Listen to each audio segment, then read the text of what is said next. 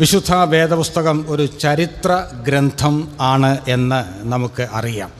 വ്യക്തികളുടെ ചരിത്രം, കുടുംബങ്ങളുടെ ചരിത്രം, ഗോത്രങ്ങളുടെ ചരിത്രം, ജാതികളുടെ, രാജ്യങ്ങളുടെ ചരിത്രം, ഇങ്ങനെ ചരിത്രങ്ങളുടെ ഒരു ദീർഘമായ വിവരണം പ്രത്യേകിച്ച് പഴയ നിയമത്തിൽ കാണാൻ സാധിക്കും.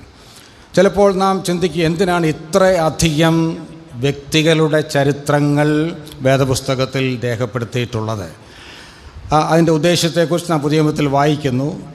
എന്താണ് അതിൻ്റെ ഉദ്ദേശ്യം? റോമർ 15:4 അപ്പോസ്തലനായ പൗലോസ് എഴുതുന്നു, മുന്നെഴുതിയിരിക്കുന്നതൊക്കെയും നമ്മുടെ ഉപദേശത്തിനായിട്ട്. അവിടെ ഉപദേശം എന്ന് പറയുന്നത് ഇൻസ്ട്രക്ഷനാണ്, ബുദ്ധി ഉപദേശത്തിനായിട്ട്. മുന്നെഴുതിയിരിക്കുന്നതൊക്കെയും നമ്മുടെ ബുദ്ധി ഉപദേശത്തിനായിട്ടാണ് രേഖപ്പെടുത്തിയിരിക്കുന്നത്. അതായത് ഈ ജീവചരിത്രങ്ങളിൽ നമുക്ക് അനുകരിക്കാവുന്ന മാതൃകകളുണ്ട്. അതുപോലെ നാം ഒഴിവാക്കേണ്ട പല കാര്യങ്ങൾ, മുന്നറിയിപ്പുകളുണ്ട്. ആ മുന്നറിയിപ്പുകൾ അനുസരിച്ച് ചില കാര്യങ്ങൾ നാം ഒഴിവാക്കണം, അനുകരിക്കാവുന്നവ അനുകരിക്കണം. അതാണ് ബുദ്ധിയുപദേശം എന്ന് പറയുന്നത്. അതിനുവേണ്ടിയാണ് അവ എഴുതിയിരിക്കുന്നത്. ചില ജീവചരിത്രങ്ങൾ വളരെ ഹ്രസ്വമാണ്, ചിലത് വളരെ ദീർഘമാണ്. എന്നാൽ വേദപുസ്തകത്തിലെ ജീവചരിത്രങ്ങളുടെ ഒരു പ്രത്യേകത, അനേകം പ്രത്യേകതകളുണ്ട്, ഒരു പ്രത്യേകത എന്ന് പറയുന്നത് അവ 100% നിഷ്പക്ഷമാണ്. They are totally impartial. 100% നിഷ്പക്ഷമാണ്.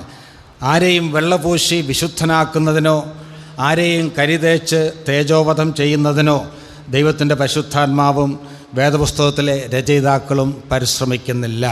ഉള്ള കാര്യങ്ങൾ ഉള്ളതുപോലെ തന്നെ എഴുതിയിരിക്കുകയാണ്.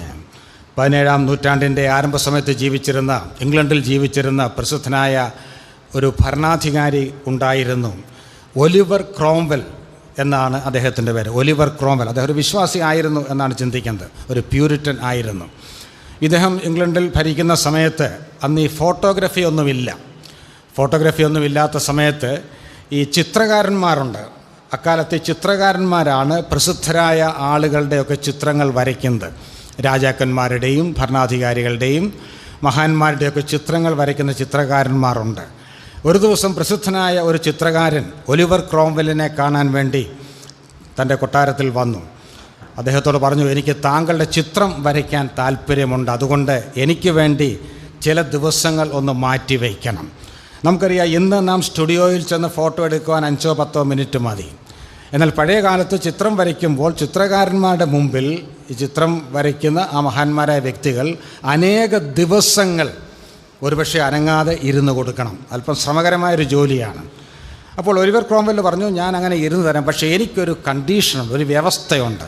എന്താണ് വ്യവസ്ഥ? അപ്പോൾ അദ്ദേഹം പറഞ്ഞു, നിങ്ങൾ എന്നെ വരയ്ക്കുമ്പോൾ എന്നെ കണ്ടാൽ എങ്ങനെ ഇരിക്കുന്നുവോ അതുപോലെ തന്നെ കൃത്യമായി വരയ്ക്കണം. എൻ്റെ മുഖത്ത് ചില പാടുകളും വടുക്കളുമൊക്കെ ഉണ്ട്, അതൊന്നും വിട്ടുകളയരുത്. അത് ഏതെങ്കിലും വിട്ടുകളഞ്ഞാൽ I will not give a single penny, ഞാൻ നിങ്ങൾക്ക് ചില്ലിക്കാശ് പോലും തരികയില്ല എന്ന് പറഞ്ഞു. When you paint me as I am, if you leave a wrinkle or spot I will not give you a single penny. ഞാൻ ചരിത്രം വായിച്ചപ്പോൾ അത്ഭുതപ്പെട്ടു പോയി. വാസ്തവത്തിൽ നമ്മളൊക്കെ സ്റ്റുഡിയോയിൽ ചെല്ലുമ്പോൾ എന്താണ് പറയുന്നത്? നമ്മൾ നേരെ തിരിച്ചാണ് പറയുന്നത്, അല്ലേ? വല്ല നിവൃത്തി ഉണ്ടെങ്കിൽ എന്നെ കണ്ടാൽ എങ്ങനെ ഇരിക്കുന്നുവോ അതുപോലെ ആകരുതെന്നാണ് പറയുന്നത്. മാത്രമല്ല, സ്റ്റുഡിയോക്കാരെല്ലാം ഫിനിഷിംഗ് ടച്ച് നടത്തിയേ ഫോട്ടോ നമുക്ക് തരികയുള്ളൂ, അല്ലാതെ തന്നാൽ നാം വാങ്ങിക്കുകയുമില്ല. എന്നാൽ ഒലിവർ ക്രോംവെൽ പറഞ്ഞു, ഒരു ഫിനിഷിംഗ് ടച്ച് നടത്താൻ പാടില്ല, എന്നെ കണ്ടാൽ എങ്ങനെ ഇരിക്കുന്നുവോ അതുപോലെ തന്നെ വരയ്ക്കണം. ഞാനിങ്ങനെ ഉപമിച്ച് പറയട്ടെ, വേദപുസ്തകത്തിലെ ജീവചരിത്രങ്ങളെല്ലാം ഫിനിഷിംഗ് ടച്ച് ഇല്ലാത്ത ജീവചരിത്രങ്ങളാണ്. ഉള്ള കാര്യങ്ങൾ അതുപോലെ തന്നെ രേഖപ്പെടുത്തിയിരിക്കുകയാണ്. അതുകൊണ്ടാണ് അബ്രഹാം കള്ളം പറഞ്ഞതും ദാവീദിൻ്റെ ജീവിതത്തിലെ പരാജയങ്ങളും പുതിയ നിയമത്തിൽ വരുമ്പോൾ പത്രോസ് 3 പ്രാവശ്യം തള്ളിപ്പറഞ്ഞതും എല്ലാം ഒന്നും വിട്ടുകളയാതെ രേഖപ്പെടുത്തിയിരിക്കുന്നത്. അങ്ങനെയുള്ള ജീവചരിത്രങ്ങളാണ് ബൈബിളിൽ ഉള്ളത്. അത് വിശ്വസനീയമാണ്. അതിൽ അനുകരിക്കാവുന്ന പല മാതൃകകളുണ്ട്, ഒഴിവാക്കേണ്ട ചില കാര്യങ്ങളും പാപങ്ങളും ഉണ്ട്.